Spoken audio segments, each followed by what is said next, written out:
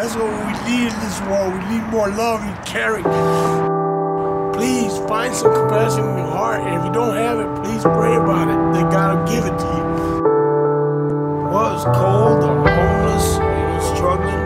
I've decided a long time ago that I was through breaking into folks' houses, stealing stuff, and I was going to ask for help. Sometimes you find dark times with no end in sight, even bright minds fall blind behind the shadows of night. But there's one who has walked in my shoes. There is one who will scatter accusers, and one who, if I only choose him, will be my friend.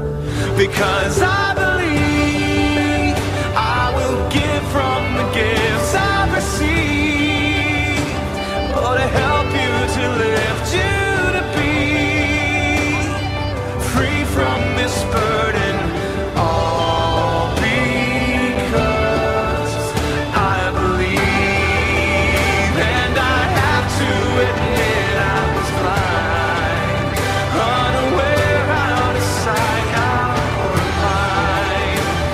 But now I can see the change in the world I can be, because I believe he could make something great out of me if I stand where he wants me to be. I will help him work wonders, all because I believe that now is the moment that we can all become chosen and free, if we loved one another as he has loved all of us.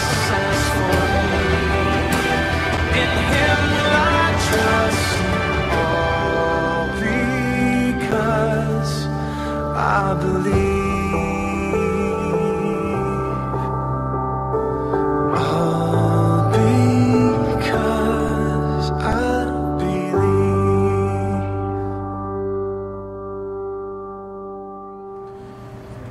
Hey guys, SA Ecstasy Prayers here. You guys remember my video I put out a couple days ago on New Year's Day with the homeless people that we gave a ride to and rescued them from SAPD?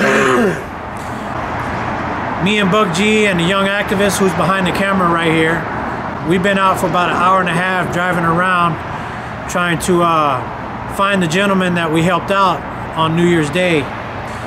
After about an hour and a half of driving around, look who I found. Ladies and gentlemen, this is James. This is the gentleman I gave a ride to. James has a lot of things that he would like to talk to you guys about. But first, James, I'd like to ask you, that day that I found you, what happened that day? Well, it was cold, homeless, struggling, and I was out panhandling, I've decided a long time ago that I was through breaking into folks' houses, stealing their stuff, and I was going to ask for help instead of doing that. So that's what I was doing. I was asking for help. And my sign simply says, please help, thanks, and God bless. Homeless. It was cold, get some money for food and stuff. And basically my signs are always real simple and honest. In this case, I got homeless, please help, thanks, and God bless. And for that, the officer's like, hey, what was you doing out there? And I'm honest. I told him I was panhandling. And he was like, well, all right. He asked for my name and stuff and ran a check. I guess came back and wrote me a ticket for it.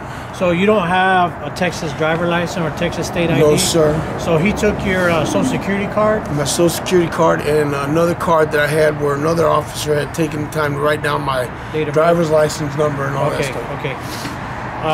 So just so you know, for future, you never have to answer questions to a police officer. Never in this state of Texas. Okay. Never give a police officer your social security card. Okay, they're not running a credit check on you. They have no business with your social security number. Okay, just for future references. So let's go back to the day that officer was giving you the ticket. So after he walked away from you, what's the next thing you saw? Well, I mean, besides you coming up there, you know, I seen you come up there, and you told me that you was, you know, trying to bring to light some of the injustices of these officers, where they're wasting off taxpayers' money and harassing the poor and homeless, you know, and you know, so that was pretty much. That was a cold day, wasn't it? Oh, it's freezing cold. Yeah, freezing cold. Yeah, I mean, terribly cold. Myself and I'm sure all my viewers could see the pain in this man's face and how cold he was that day, guys. And like I said, we were out an hour and a half tonight looking for this man, and I found him. Hey everybody, so I'm here with James, and like I said, this is the gentleman that I found on the corner that day that was freezing. And what I have here is his citation for panhandling that officer gave him. And I just want to let the viewers know and let James here know that I'm going to take care of this citation for him. So that night, the couple that you saw in the video and James here, as you saw in the video, we put them in my truck here and we took them to our home. They were warm when they left. They had, what did we send you guys away with? He gave us food, some sandwich stuff, and some other snack items, some drinks. Just basically something to keep us, you know, keep our belly full and content for time. You know, it was a pretty tough time. You know, one of the things I want to say at this time, if I may, you know, these officers are issuing these tickets to homeless people. Okay, they're municipal tickets. They issue municipal warrants, which means absolutely nothing. I've had officers stop me and run an ID check on me, and he come back to me and says, you know, you got 5 municipal warrants for your arrest. I said, are you going to arrest me? He said, no, we don't arrest for municipal warrants. It's a bunch of bureaucratic red tape that is senseless, pointless, and it has no meaning. I mean, if you can't arrest me for these tickets, then why are you even making a warrant for the arrest, you know? To just slander my name or what, you know? It's just ridiculous. The injustices that are facing this society are so grave in nature, and it needs to cease.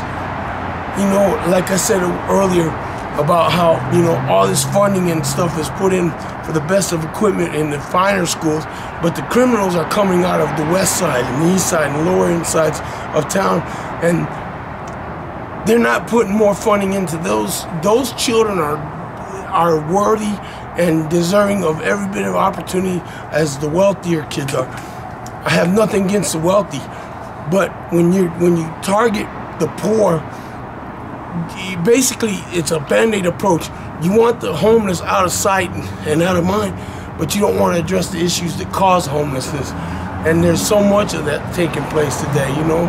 Politicians are worried about lining their pockets instead of doing what's right by society. Yeah, and our government, they go out of their way to help other countries with their situations, but there's no reason why our government can't help our own people here. That's on right. U.S. soil, and there's no reason for all this homelessness. Yeah, there are some homeless people that don't want help, but the people that do want help, they should be able to get the help that they need. If I were a lesser man, I would have resorted back to the same ways I used to know. You know, fortunately, by the grace of God, He changed my heart and He put love in it in place of bitterness and things. So I know now what not to do, and I won't do certain things ever again in life. But it wasn't because the system was trying to change things. You know, I read a book by a priest. He says this priest was visiting the prison, and he had the warden taking him around, and he says, what are you doing for rehabilitation purposes? He said, oh, well, we got vocational classes, we got this, that, and the priest was like, oh, great, now you got a criminal with an education. The fact of the matter is, you got people in prison who are were skilled doctors, lawyers, whatever, you know, and they're not in prison because they was inept at their job. They're in prison because of the criminal mindset, you know, the criminal element. and they gave into it, and they paying the price for it. It needs to be addressed, you know, the underlying causes. This Band-Aid approach to things, wanting to put things out of sight and out of mind, doesn't address the issue, and it allows it to get worse. That's what it does. So that night that, which was New Year's Eve, actually, Yes. the night that I met you there on that Yeah. corner, the wind chill factor was 25 degrees out there at the time that I met you. Yes, sir. And within an hour, it had dropped 10 degrees. Oh, So, yeah. so the couple that you were with, you didn't really know them, right? I didn't know him. I don't know him too well. I mean, I've seen him around. They just I know happened to them. be there on the same Right, they place just that you happened were, to be the right? So same you day. really haven't seen them much since No. that day, right? So I brought you home. we took you to a church when I left. That's where you wanted to go. Right, right. So now, everyone, James is in a motel tonight. It's not supposed to be that cold tonight as it was a couple nights ago, but it's still cold. A person needs a warm place to lay their head down at night. When we went out looking for James tonight, we had dinner. Before we went out, we had a whole bunch of food left over, so Buck G, Joanna, fixed a plate, and we went out looking for James. We rode around for an hour and a half, and we finally found him. And I'm so glad that I found you because, you know, I wish you the best. I'm gonna leave him my phone number if he ever needs a ride somewhere, if he ever needs help, if he ever's in trouble with the police again. You guys know how I am with the police and accountability. So, James, I just want to let you know that, you know, you have a friend in me, and all my viewers have seen the pain in your face, man. You know, all I can say is thank you, you know, for being the human being that you are. Thank you, man. brother, for helping. Thank you for caring. That's what we need in this world. We need more love and caring. People, the only thing that's going to change this world is love. It's the only thing that's going to conquer wars and hatred and murders and rapes and molestations is love. Please find some compassion in your heart. And if you don't have it, please pray about it. They got to give it to you because it's the only thing that's going to make this world better. Thank you, man. Thank you. I'm gonna give you my phone number. You can kill the camera. All right, brother.